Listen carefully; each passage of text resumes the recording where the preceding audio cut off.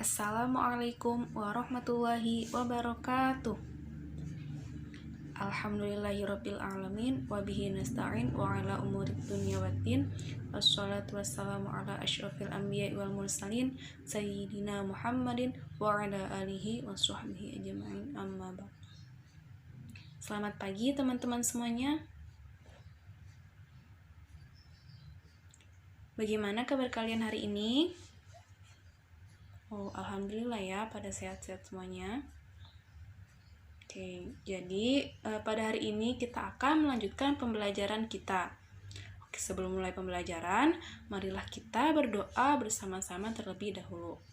Untuk ketua kelas, mohon pimpin doanya ya. A'udzu billahi minasyaitonir rajim. Bismillahirrahmanirrahim. Raditu billahi rabba wa bil islami dina wa bi Muhammadin nabiyyan wa rasula. Rabbi zidni ilman warzuqni amin. Oke. Selanjutnya Ibu mau mengecek kehadiran kalian terlebih dahulu. Ini sepertinya pada hadir semua ya. Oh, itu ada 2 bangku yang kosong. Siapa aja itu yang tidak hadir? Zian sama Zami. Zian, kenapa Zian? Oh, sakit. Zami tidak ada keterangan. Kenapa ini dia tidak ada keterangan? Oke.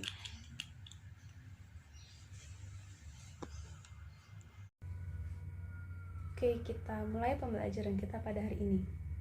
Ada yang tahu hari ini kita mau belajar tentang apa? Ya, benar. Hari ini kita mau belajar tentang berempati itu mudah, menghormati itu indah.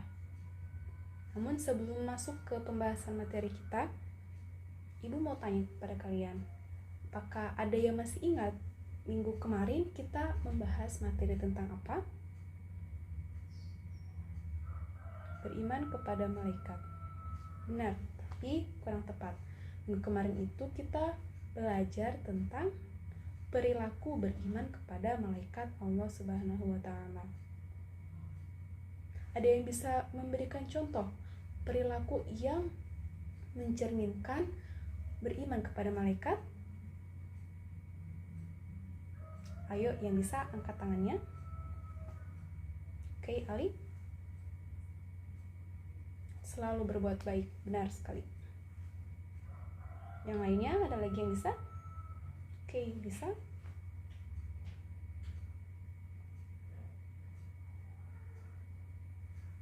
Berdoa agar dijauhkan dari siksa kubur. Ya, benar sekali. Oke, berarti kalian semua masih bisa mengingat apa yang Ibu jelaskan pada pertemuan kemarin. Oke, langsung saja kita lanjut ke pembahasan materi kita yang sekarang ini mengenai berempati itu mudah, menghargai itu indah. Sebagai pendahuluan, kita melihat keluarga yang bahagia itu pasti senang. Mereka keluarga yang saling menyayangi, menghormati, dan juga mengasihi. Hidup saling berbagi, itu juga indah. Ada orang yang membutuhkan, ada juga orang yang memberikan. Hidup ini terasa sempurna jika semua orang itu saling memahami akan kebutuhan hidupnya masing-masing. Akan tetapi, kita sering lihat di kehidupan ini masih banyak hal-hal yang menyimpang dari ajaran Islam, seperti perilaku anak yang durhaka kepada orang tua, kemudian anak yang tidak mau menghormati gurunya, yang tentunya perilaku itu jika terus dibiarkan akan dapat merugikan dirinya sendiri. Tidak hanya dirinya sendiri, orang lain pun ikutan mendapatkan imbasnya, sehingga membuat kehidupan ini tidak nyaman dan tidak tentram. Kemudian kita sebagai orang-orang muslim, kita harusnya jangan sampai melakukan hal-hal yang seperti itu, berbuat durhaka kepada orang tua, tidak menghormati guru, dan tidak mempunyai rasa empati. Itu jangan sampai seperti itu. Kita harus punya rasa peduli, harus merasakan apa yang orang lain rasakan. Ketika ada orang yang sedih, kita juga harus ikut sedih. Ketika ada orang lain bahagia, kita juga harus ikut bahagia. Kemudian kita juga harus menghormati kedua orang tua kita, menghormati guru kita, karena tanpa mereka kita tidak bisa yang namanya membaca, menulis, dan lain sebagainya. Kemudian sikap empati atau peduli terhadap orang lain, menghormati orang tua, dan juga menghormati guru merupakan perilaku yang terpuji yang harus kita junjung tinggi agar kita menjadi manusia yang sempurna. Oke, silakan kalian amati kedua gambar yang ada di PowerPoint. Setelah kalian amati, silakan kalian berikan tanggapan atas dua gambar tersebut. Oke, gambar yang pertama dulu ya. Bagaimana tanggapan kalian? Ada yang berani memberikan tanggapannya? Ya, Desi, silakan. Seorang ibu yang sedang menggendong anaknya. Ya, benar.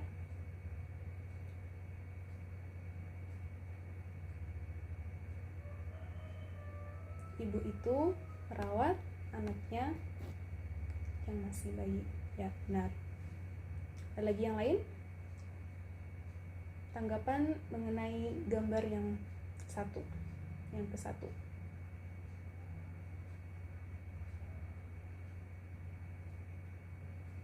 Ya, benar sekali. Orang tua yang sedang merawat anaknya. Jadi intinya pada gambar yang pertama itu adalah bagaimana orang tua merawat anaknya sejak kecil, merawat mereka dengan sangat-sangat sabar. Kemudian untuk gambar yang kedua, ada yang bisa memberikan tanggapannya? Boleh?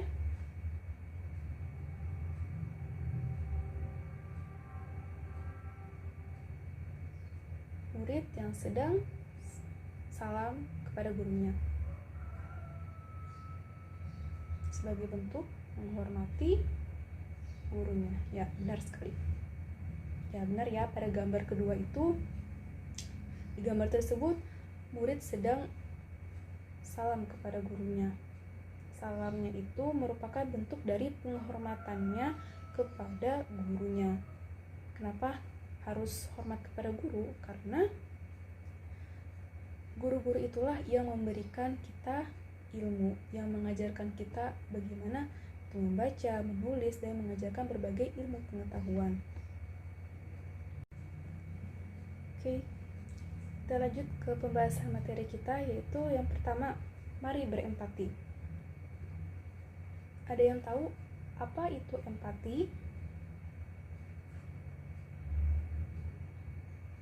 Oke, kalau belum ada yang tahu, akan dijelaskan. Empati itu merupakan keadaan mental yang membuat orang merasa dirinya dalam keadaan, perasaan, atau pikiran yang sama dengan orang lain. Dalam istilah lain, empati itu dapat diartikan sebagai kemampuan untuk menyadari dirinya sendiri atas perasaan seseorang, lalu bertindak untuk membantunya. Jadi, empati itu tidak hanya kemampuan untuk merasakan apa yang orang lain rasakan, tetapi juga melakukan atau bertindak untuk membantunya atau menolongnya. Kemudian, empati itu merupakan sifat yang terpuji di dalam Islam. Bahkan Islam menganjurkan hambanya harus memiliki sifat empati. Sifat empati itu sama dengan rasa iba atau rasa kasihan. Misalnya ada orang yang lagi terkena musibah, jadi kita tuh merasa kasihan atau iba. Tapi tadi kembali lagi bahwa rasa empati itu tidak hanya merasa kasihan saja, tetapi harus ada tindakan dari diri kita untuk apa? Untuk membantu mereka. Kemudian Islam menganjurkan kita untuk mempunyai sifat empati, sebagaimana Allah Subhanahu wa taala berfirman di dalam Quran surat An-Nisa ayat 8. Mari kita baca bersama-sama. A'udzu billahi minasyaitonir rajim. Bismillahirrahmanirrahim. Wa idza hadaral qismata ulul qurba wal yatama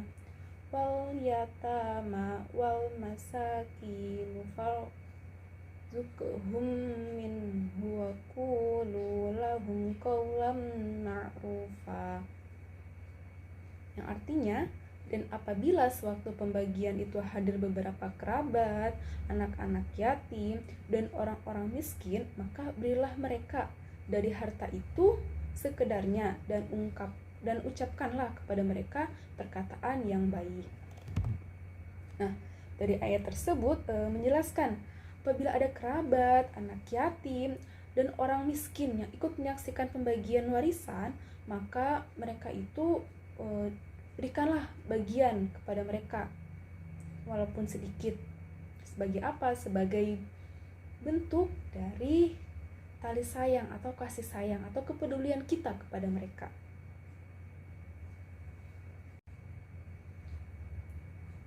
Sikap empati itu bisa timbul apabila yang pertama, kita dapat merasakan apa yang orang lain rasakan.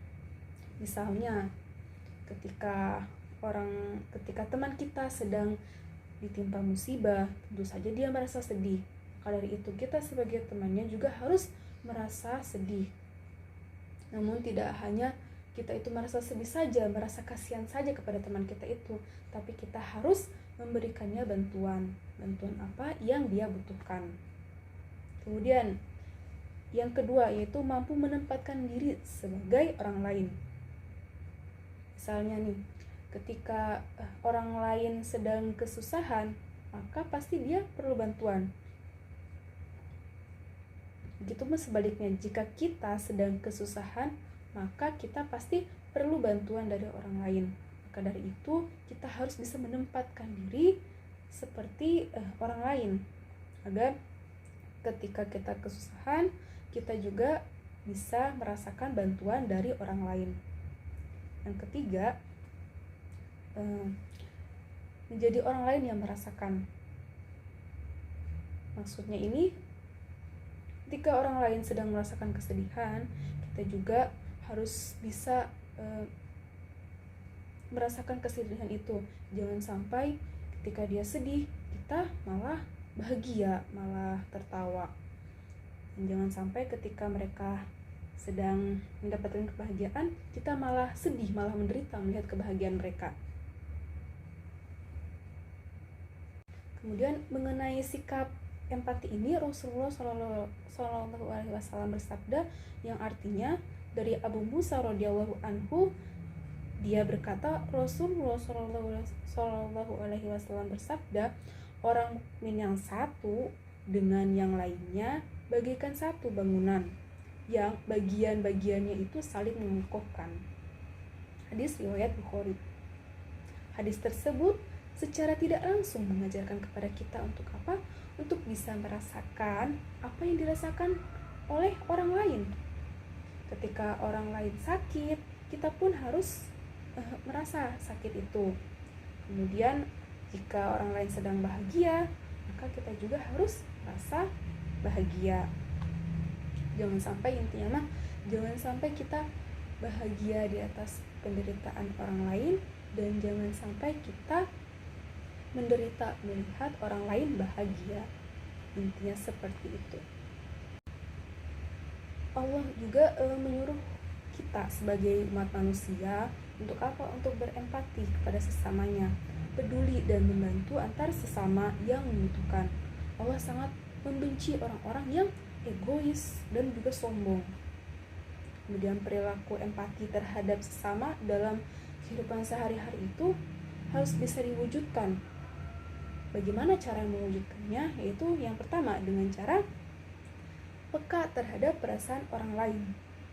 Maksudnya di sini peka itu kita harus memperhatikan orang-orang yang ada di sekeliling kita. Apakah ada yang mereka sedang kesulitan, sedang kesusahan, maka kita sebagai yang melihatnya, kita harus bisa membantu mereka. Apa yang mereka butuhkan, apa yang menjadi kesulitan mereka, bantu mereka untuk mengatasinya. Kemudian yang kedua yaitu membayangkan seandainya aku adalah dia. Jadi kita tuh harus bisa membayangkan bahwa diri kita itu adalah orang lain. Maksudnya di sini adalah ketika orang lain itu sedang ditimpa musibah, maka kita harus memposisikan diri sebagai kita itu terkena musibah juga.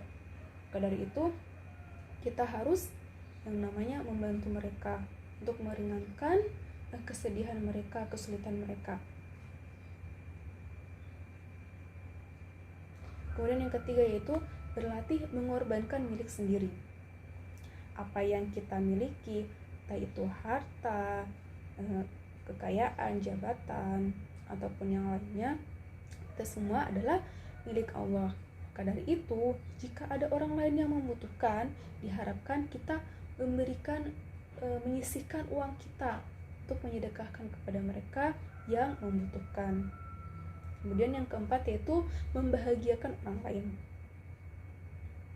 Sebenarnya membahagiakan orang lain itu mudah. Yaitu dengan apa? Ada yang tahu? Dengan cara membantu mereka ketika mereka sedang mengalami kesulitan atau kesusahan. Ya, benar sekali. Selanjutnya kita ke pembahasan materi kita yang kedua, yaitu mari menghormati orang tua.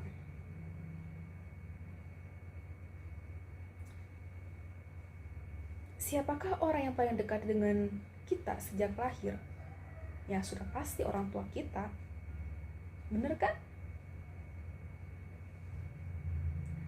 Kedua orang tua kita lah yang membawa kita ke dunia ini, tentunya dengan izin Allah Subhanahu wa Ta'ala. Oke, sebelum kita lanjut pembahasan kita, silahkan kalian simak video berikut ini terlebih dahulu. Kisah Uwais Al-Qarni, pemuda yang terkenal di langit. Kisah ini bercerita tentang seorang pemuda bernama Uwais Al-Qarni yang hidup pada zaman Nabi Muhammad SAW. Nama Al-Qarni yang disematkan padanya memiliki arti yang dalam bahasa Arab, penghuni langit. Melalui kisah ini kita akan mengetahui siapakah sosok Uwais yang namanya sangat terkenal sampai ke langit. Ternyata hal ini terjadi karena ketaatan Uwais kepada ibunya. Uwais adalah seorang pemuda yang berasal dari negeri Yaman. Sejak lahir, ia memiliki penyakit sopak, timbul bercak-bercak putih di seluruh badan. Uwais adalah pemuda yang soleh dan giat bekerja. Sehari-hari ia mengembala domba milik para tetangga untuk memenuhi kebutuhan hidup. Uwais tinggal berdua dengan ibunya yang lumpuh dan buta. Walaupun hidup miskin, Uwais selalu bersyukur dan sangat menyayangi ibunya. Ia selalu berusaha memenuhi segala permintaan sang ibu. Uwais anakku, kemarilah sebentar nak. Baik ibu, apakah ada yang engkau butuhkan? Anakku sayang, mungkin hidup ibu sudah tak akan lama lagi. Ada satu keinginan ibu yang ingin sekali terwujud. Jangan berkata seperti itu ibu. Katakan padaku, apa permintaan ibu itu? Sebelum saat itu tiba, ibu ingin melaksanakan haji. Mendengar perkataan ibunya, Uwais hanya termenung sambil berpikir. Aku sangat ingin mewujudkan permintaan ibu. Mohon ibu bersabar sampai saat itu tiba. Aku akan mencari cara agar kita bisa pergi ke Mekah untuk melaksanakan ibadah haji. Oh, terima kasih nak. Ibu Uwais sangat bahagia dan memeluk Uwais sampai menangis. Ya Allah, bagaimana cara hamba membawa ibu hamba yang lumpuh dan buta untuk pergi ke Mekah? Sedangkan jarak dari Yaman ke Mekah sangat jauh, melewati padang pasir yang tandus. Biasanya orang-orang pergi ke sana menggunakan unta. Seekor domba pun aku tidak punya, apalagi unta. Uwais terus berpikir dan akhirnya menemukan suatu ide. Keesokan harinya, Uwais menemui pemilik domba dan membeli 1 ekor domba untuk dipelihara. Namun uangnya hanya cukup untuk membeli 1 ekor anak domba yang kecil. Setiap hari Uwais menggendong anak domba itu naik turun bukit. Orang-orang yang lewat tertawa melihat tingkah Uwais. Hei, coba lihat Uwais itu. Apa yang dilakukannya dengan anak domba itu? Dasar orang aneh. Uwais gila. Uwais sudah gila. Uwais tidak mendengarkan cemoohan dari orang-orang. Saat ini yang ada di pikirannya adalah ibunya. 8 tahun berlalu dan tibalah pada musim haji. Anak domba Uwais semakin bertambah besar. Beratnya mencapai 100 kg. Begitu pula dengan Uwais. Badannya semakin kekar dan bertenaga. Berkat latihan setiap hari, beban berat yang dipikulnya tidak terasa lagi. Sekarang semua orang tahu bahwa apa yang dilakukan Uwais adalah bentuk pengorbanannya kepada sang ibu. Uwais menggendong ibunya sambil berjalan kaki dari Yaman menuju Mekah. Subhanallah, alangkah besar cinta Uwais kepada ibunya itu. Sesampai di Mekah, Uwais tetap menggendong ibunya untuk bertawaf di Ka'bah. Di hadapan Ka'bah, ibu dan anak itu berdoa, Ya Allah, ampunilah semua dosa ibuku. Bagaimana dengan dosamu, anakku? Dengan terampuninya dosa ibu, maka ibu akan masuk surga. Cukuplah ridho ibu yang mengantarkanku ke surga. Allah Subhanahu wa Ta'ala mendengar percakapan ibu dan anak laki-lakinya. Seketika itu penyakit sopak yang dideritanya sembuh. Hanya tertinggal 1 bulatan putih di telapak tangannya. Terima kasih ya Allah. Sekembalinya dari Mekah, Uwais meminta izin kepada ibunya untuk pergi ke Madinah. Uwais ingin sekali bertemu dengan Nabi Muhammad SAW. Dengan berat hati, ibunya mengizinkan Uwais berangkat. Setelah urusanmu selesai, cepat pulang ya nak. Sesampainya di Madinah, Uwais segera mencari rumah Nabi Muhammad SAW. Setelah menemukan, ia mengetuk pintu dan mengucapkan salam. Keluarlah istri Nabi, Aisyah radhiyallahu anha, seraya membalas salamnya. Apakah saya bisa bertemu dengan Rasulullah SAW? Maaf sekali, Nabi sedang tidak berada di rumah. Beliau sedang berperang dan tidak tahu pasti kapan kembali. Mungkin sebulan atau beberapa bulan lagi. Uwais dihadapkan pada 2 pilihan, menunggu kedatangan Nabi atau segera pulang ke Yaman. Bayangan sang ibu yang tua muncul di benaknya. Baiklah kalau begitu, saya pamit. Ada seorang ibu yang tidak bisa saya tinggal lama-lama di rumah. Sampaikan salam saya kepada Rasulullah SAW jika beliau sudah kembali dari perang. Terima kasih. Uwais kembali ke Yaman dengan perasaan haru dan sedih. Di satu sisi Uwais sangat ingin bertemu dengan Nabi Muhammad SAW. Namun di sisi lain, ia sangat mengkhawatirkan kondisi ibunya. Akhirnya ia memilih untuk segera pulang ke Yaman. Peperangan telah usai dan Nabi Muhammad SAW pulang ke Madinah. Aisyah radhiyallahu anha menceritakan perihal pemuda yang mencari beliau. Nabi mengatakan bahwa Uwais adalah pemuda yang sangat taat kepada ibunya. Karena ketaatan kepada ibunya itu, nama Uwais sangat terkenal di kalangan penduduk langit. Seperti yang tersebut dalam hadis Sahih Muslim Syarah An-Nawawi nomor 2542, dikatakan bahwa sebaik-baiknya tabi'in adalah Uwais Al-Qarni. Saat Nabi Muhammad SAW berbincang-bincang dengan Umar bin Khattab dan Ali bin Abi Thalib, beliau menceritakan tentang sosok Uwais. Apabila kalian bertemu dengan Uwais, mintalah doa dan istighfar kepadanya. Dia adalah penghuni langit.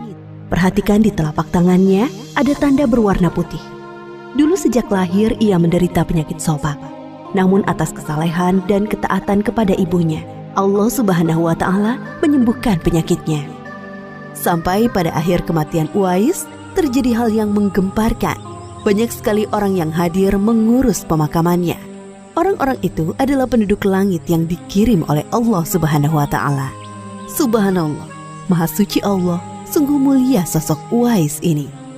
Demikianlah kisah Uwais Al-Qarni, pemuda yang namanya terkenal di langit. Karena ketaatan pada ibunya, Allah Subhanahu wa Ta'ala meninggikan derajatnya. Dalam kisah ini dapat kita ambil pelajaran berharga bahwa kita harus berbakti kepada orang tua.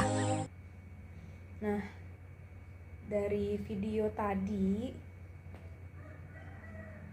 dapat kita simpulkan bahwa kita harus berbakti, harus menghormati kedua orang tua kita. Karena apa? Karena tanpa mereka kita tidak akan ada di dunia ini. Mereka itu sangat mempunyai jasa-jasa yang sangat besar.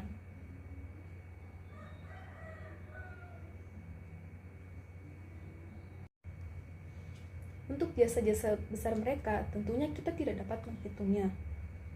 Jasa-jasa mereka itu diantaranya ada yang pertama, ibu mengandung dengan penuh susah payah dan juga melahirkan dengan mempertaruhkan nyawanya.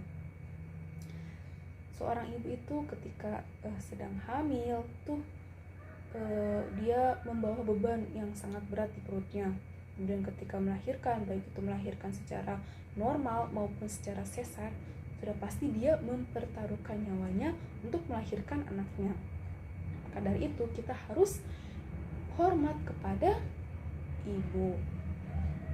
Kemudian yang kedua, ibu itu menyusui selama 2 tahun dengan penuh kasih sayang dan terjaga malam hari karena memenuhi kebutuhan anaknya. Ketika setelah melahirkan anaknya, maka anak itu membutuhkan yang namanya ASI. Kadangkala anaknya itu haus ketika di malam hari, maka sudah pasti ibunya harus memberikan ya ASI. Dan sudah pasti ibunya itu tidak tidur malam itu atau bergadang. Kemudian yang ketiga, ibu dan ayah memelihara kita sehingga kita siap untuk menjadi mandiri. Ibu dan ayah memelihara kita, merawat kita hingga kita menjadi orang yang mampu untuk hidup mandiri, mampu untuk menjadi orang yang mampu membiayai kehidupannya sendiri. Kemudian yang keempat, ibu dan ayah bekerja keras untuk memenuhi keperluan keluarga. Keperluan keluarga itu bisa berupa tempat tinggal, makanan, pakaian, dan lain sebagainya. Kemudian yang kelima, ibu dan ayah juga memberikan kita bekal pendidikan. Bekal pendidikan itu diperuntukkan agar kita untuk menjadikan kita anak yang soleh dan juga solehah. Kalian disekolahkan di sekolah ini itu merupakan bentuk dari kasih sayang orang tua. Mereka ingin kalian itu menjadi orang-orang yang sukses, menjadi anak yang soleh dan solehah. Kemudian yang keenamnya, ibu dan ayah itu memberikan kasih sayang dengan ikhlas tanpa pamrih.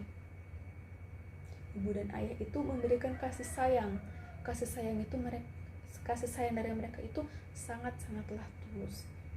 Mereka tidak mengharapkan imbalan apapun. Mereka hanya berharap anaknya menjadi keturunan yang soleh dan juga solehah, dan juga menjadi orang yang sukses, baik itu sukses di kehidupan dunia maupun di kehidupan akhirat. Nah, itulah tadi beberapa jasa besar kedua orang tua kita. Nah, begitu besar jasa kedua orang tua kita sehingga kita itu sebagai anaknya wajib untuk apa? Untuk berbuat baik kepada keduanya. Allah Subhanahu wa Ta'ala memerintahkan kita untuk berbuat baik kepada keduanya sebagaimana yang terdapat di dalam Quran surat Al-Baqarah ayat 83. Mari kita baca bersama-sama terlebih dahulu. Bismillahirrahmanirrahim. Wa id akhadna mitsaqa bani Israila la ta'buduna illallah wa bil walidaini ihsana wa dzil qurba wal yatama wal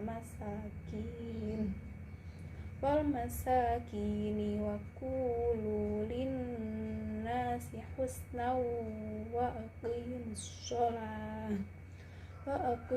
sholata wa atuz zakah summa tawallaitum illa qalilan minkum wa antum mu'ridun, yang artinya, dan ingatlah ketika kami mengambil janji dari Bani Israel, janganlah kamu menyembah selain Allah dan berbuat baiklah kepada kedua orang tuamu, kerabat, anak yatim, dan orang-orang miskin, dan bertutur katalah yang baik kepada manusia,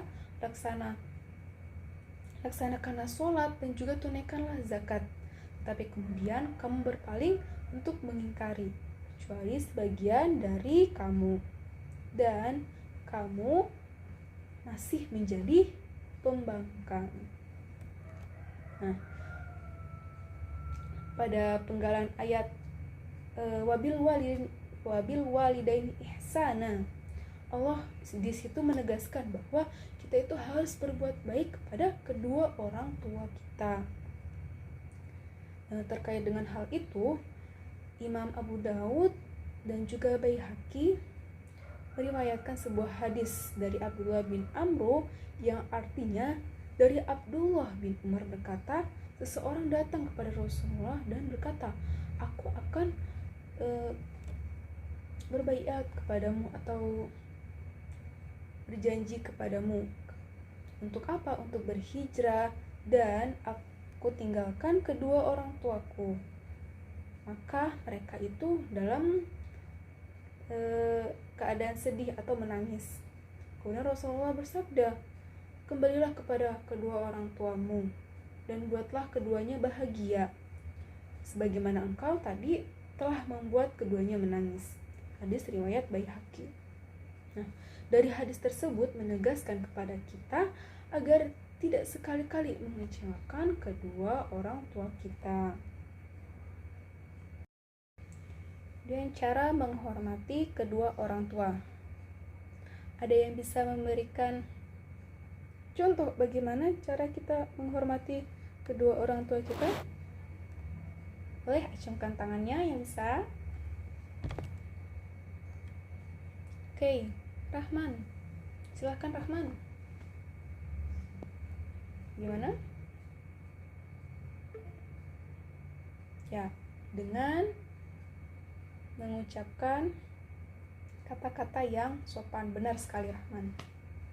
Selanjutnya ada lagi yang mau memberikan contoh?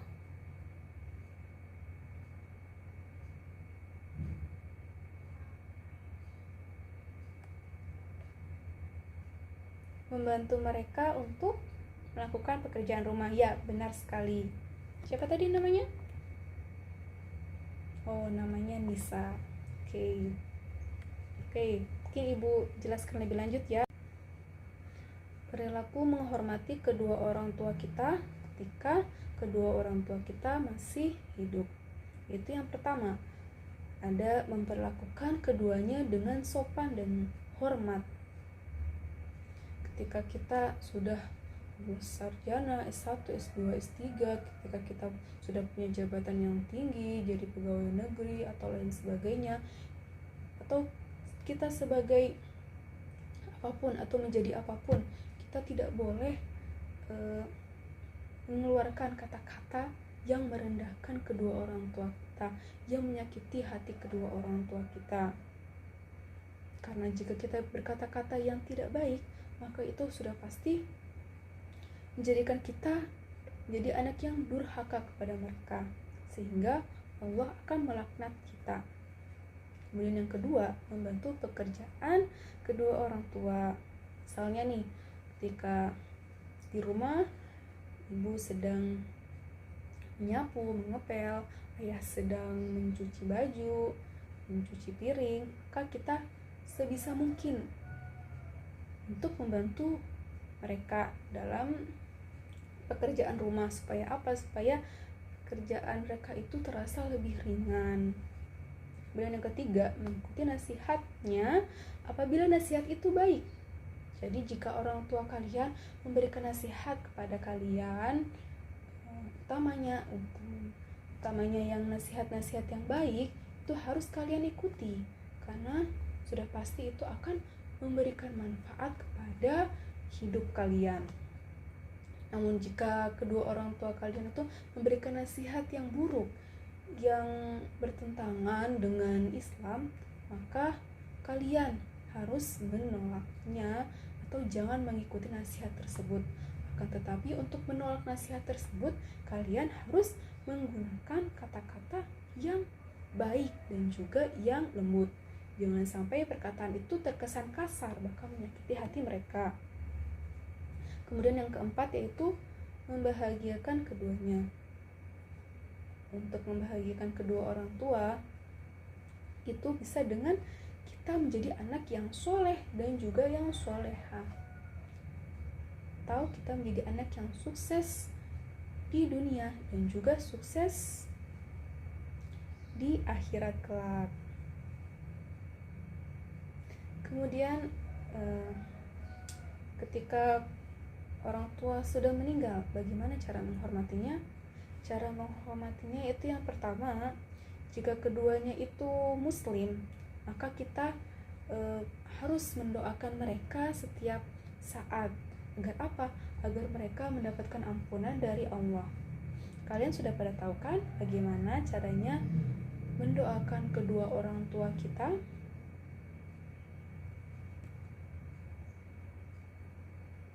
Nah, karena kalian sudah pada tahu, mari kita baca doa kedua orang tua bersama-sama. Bismillahirrahmanirrahim. Allahumma ghfirli wali walidayya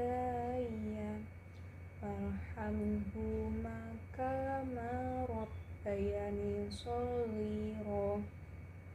Ya Allah, ampuni dosa aku dan dosa kedua orang tua aku.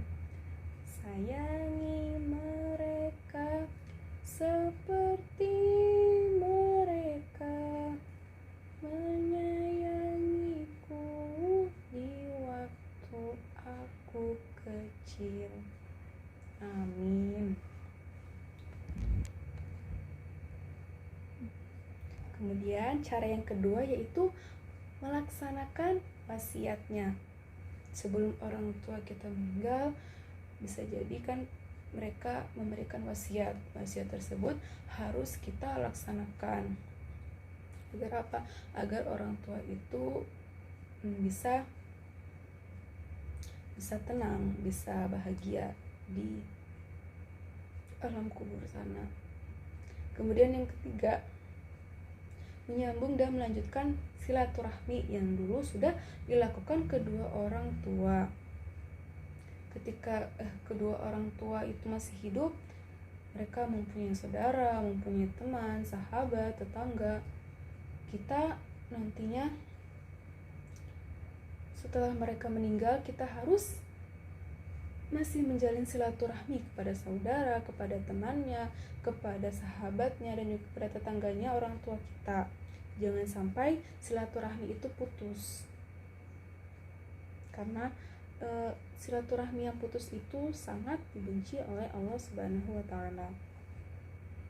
Kemudian yang keempat itu menjaga nama baik mereka. Jangan sampai ketika kedua orang tua sudah meninggal, kita malah membuat nama mereka itu menjadi jelek. Jangan sampai seperti itu.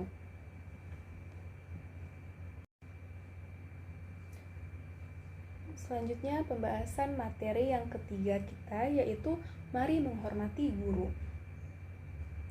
Kita harus hormat kepada guru kita, karena guru kitalah yang telah mendidik kita dan juga mengajarkan ilmu kepada kita. Sebagai pendidik, guru itu membentuk peserta didiknya itu menjadi manusia yang beriman, bisa membedakan mana yang baik dan juga yang buruk, mempunyai akhlak yang mulia, dan juga menjadi orang yang bertanggung jawab, baik kepada diri sendiri, kepada orang-orang di sekitarnya, kepada bangsa maupun negara. Guru juga pada intinya menjadikan kita orang yang pandai dan juga memahami ilmu pengetahuan. Dengan demikian, kita akan memperoleh kedudukan yang tinggi di hadapan Allah, sebagaimana firman Allah dalam Quran surat Al-Mujadalah ayat 11. Ada yang mau membacakan? Oke, kita baca saja bersama-sama ya. Bismillahirrahmanirrahim.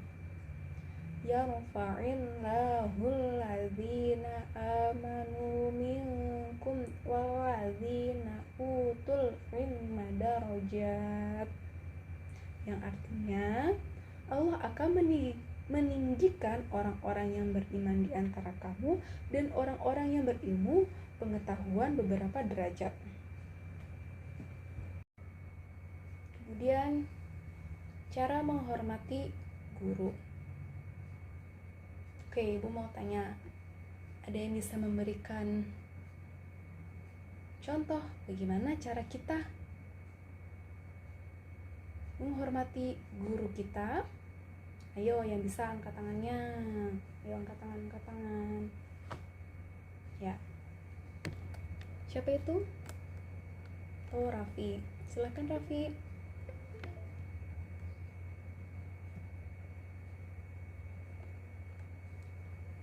Mengucapkan salam kepada guru. Ya, benar sekali Raffi. Selanjutnya ada lagi yang mau memberikan contoh bagaimana cara untuk menghormati guru?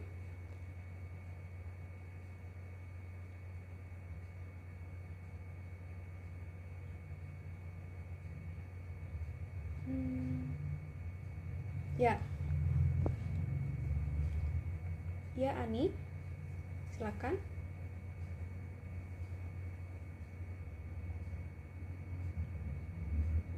Mendengarkan guru ketika sedang menjelaskan. Ya, benar sekali. Ada lagi? Oke, mungkin untuk lebih jelasnya akan Ibu jelaskan ya. Bagaimana sih cara kita menghormati guru, berbakti kepada guru? Caranya yaitu antara lain dengan bersikap yang pertama, mengucapkan salam apabila bertemu. Maksudnya di sini, jika kita bertemu guru, berpapasan dengan guru, baik itu masih di lingkungan sekolah maupun sudah di lingkungan rumah, di jalan, itu ketika kita berpapasan dengan mereka, kita harus mengucapkan salam, memberikan salam kepada mereka. Karena salam itu sendiri merupakan bentuk dari penghormatan kita kepada guru kita yang telah mendidik kita. Kemudian cara yang kedua yaitu memperhatikan apabila guru itu berbicara, baik itu di dalam kelas maupun di luar kelas. Jadi ketika guru sedang menyampaikan sesuatu, baik itu di dalam maupun di luar kelas, kita harus yang namanya mendengarkan mereka, menyimak mereka dengan sebaik-baiknya, karena bisa jadi dari apa yang guru-guru kita sampaikan itu terdapat manfaat untuk apa? Untuk kehidupan kita, baik itu di masa yang sekarang maupun nanti yang akan datang. Kemudian cara yang ketiga yaitu rendah hati, sopan, dan juga menghargai. Nanti setelah kita sudah lulus, sudah menjadi seorang sarjana, sudah bekerja, mempunyai jabatan, menjadi orang yang sukses, kita jangan sampai merendahkan guru kita, jangan sampai kita menjadi orang yang sombong, bahkan kita tidak menghargai guru kita lagi. Jangan sampai seperti itu. Kemudian cara yang keempat yaitu melaksanakan nasihatnya. Guru yang baik akan memberikan nasihat yang baik. Maka dari itu kita sebagai muridnya harus melaksanakan nasihat itu, karena tentu saja nasihat yang baik itu akan bermanfaat di dalam kehidupan kita. Dan jikalau guru itu memberikan nasihat yang terkesan buruk atau bertentangan dengan syariat Islam, maka kita boleh menolaknya asalkan dengan cara yang baik. Sampaikan kepada mereka dengan cara yang lemah lembut. Agar hati mereka itu tidak tersakiti. Kemudian cara yang kelima yaitu melaksanakan tugas belajar dengan ikhlas. Ketika kita mengerjakan tugas kita yang diberikan oleh guru dengan ikhlas, maka nantinya kita akan memperoleh ilmu yang bermanfaat. Maka dari itu, jangan sampai ketika kita mengerjakan tugas kita mengeluh, entah itu karena tidak mengerti atau malas mengerjakan. Jangan sampai seperti itu.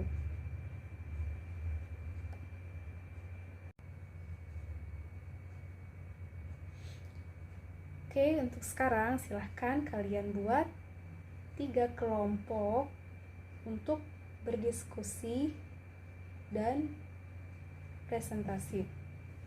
Mungkin untuk lebih mengefisienkan waktu, Ibu bagi saja ya dari absen 1 sampai 10 kelompok 1,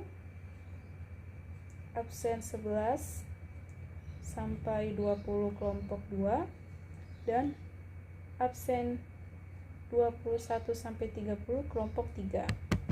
Oke. Kalian silahkan duduk sesuai dengan kelompoknya masing-masing. Oke, sudah? Kalau sudah, Ibu akan bagi materi kepada kalian. Untuk kelompok yang pertama, silahkan kalian diskusikan mengenai perilaku empati. Kemudian untuk yang kelompok 2, silahkan kalian diskusikan, cari materi tentang perilaku menghormati orang tua. Dan yang kelompok 3, tugas kalian mencari dan mendiskusikan mengenai perilaku menghormati guru. Oke.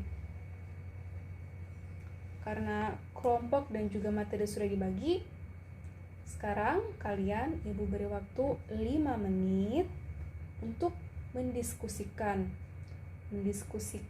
yang tadi masing-masing materi telah Ibu bagi.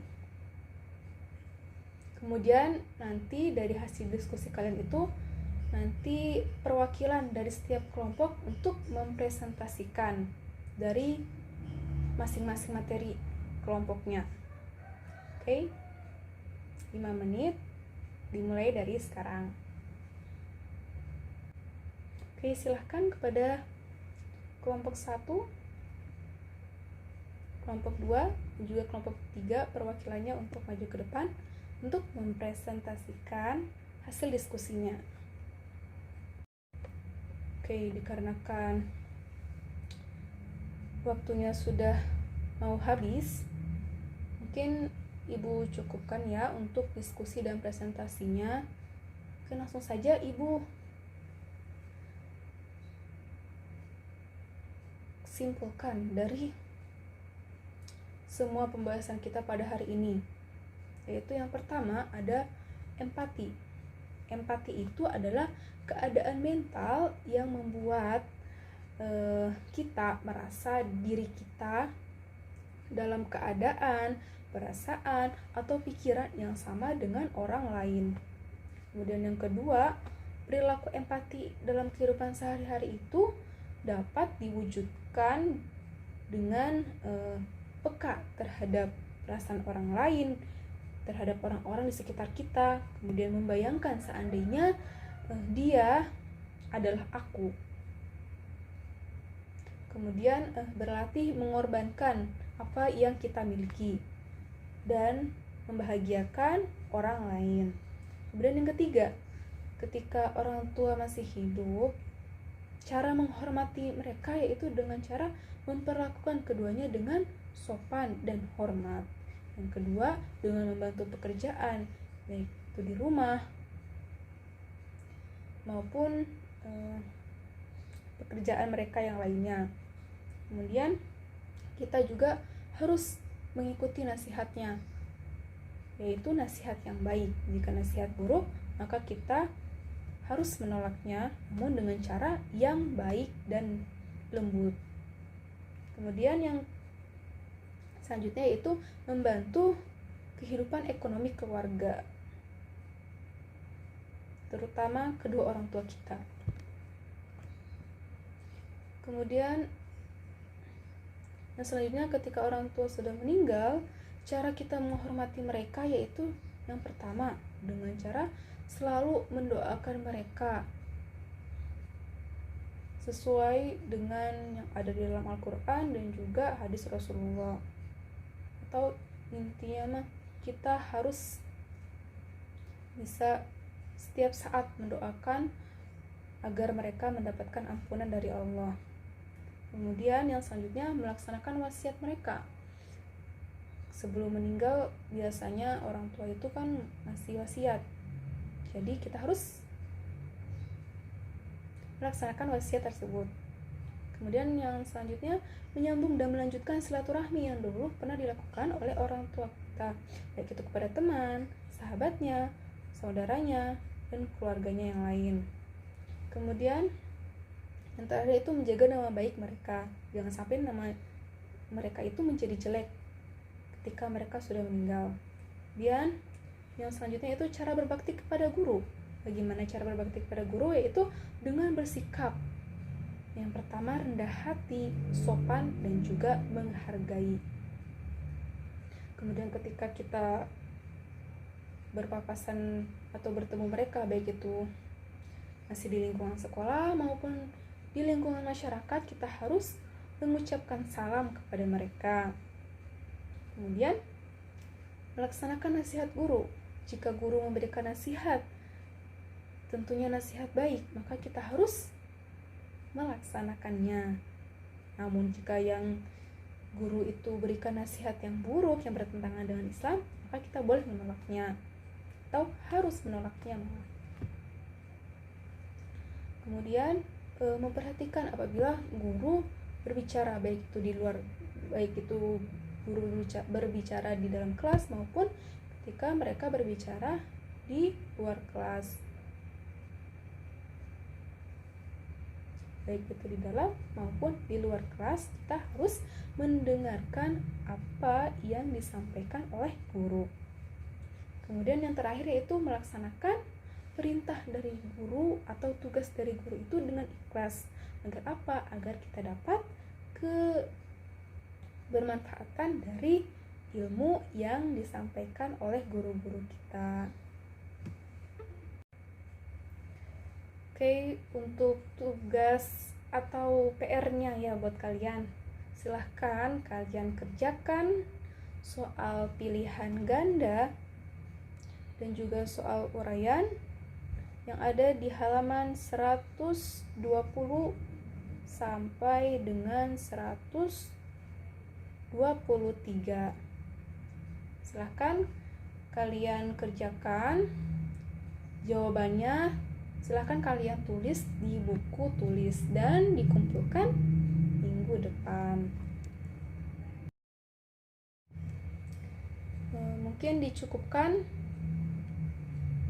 pembelajaran kita pada hari ini. Sebelum Ibu tutup, marilah kita berdoa bersama-sama terlebih dahulu. Ketua kelas, silahkan pimpin doanya.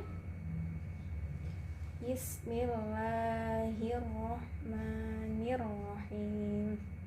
Subhanakallahumma wa bihamdika asyhadu an la ilaha illa anta Astaghfiruka wa atubu ilaik.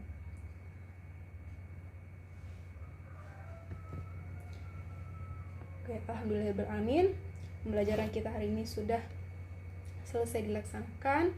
Kurang lebihnya ibu mohon maaf. Dan untuk pertemuan selanjutnya tolong dipersiapkan. Untuk pertemuan selanjutnya itu kita membahas mengenai memupuk rasa persatuan pada hari yang kita tunggu. Silahkan kalian pelajari. Semoga ilmu pada apa yang ibu sampaikan pada hari ini dapat bermanfaat, dapat diambil manfaatnya. Kurang lebihnya ibu mohon maaf. Billahi taufiq wal hidayah. Wassalamualaikum warahmatullahi wabarakatuh.